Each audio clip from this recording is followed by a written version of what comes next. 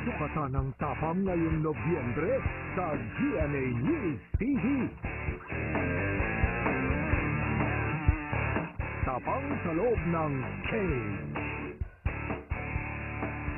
URCC Domination. Tapang sa pagbabalita. Pag-asa po nagsabi nito, tila nadaan daw sa dasal ang bagyong. Alright mga kapatid, partner ha, dito muna tayo sa mga kwento mag-iiwan sa iyo ng ngiti. Nagbahay-bahay ng Bureau of Fire Protection sa Tacloban City, Leyte para palikasin ang mga nakatira malapit. Tapang sa pagharap sa mga hamon ng buhay. Cardiac arrest ang ikinamatay ng binata, pero puno ng pasa ang kanyang katawan. Preno. Malumanay naman at matipid sa kanyang salita ang kanyang pamangkin na si JC Gordon de los Reyes. Iba't ibang uri ng tapang sa GMA News TV.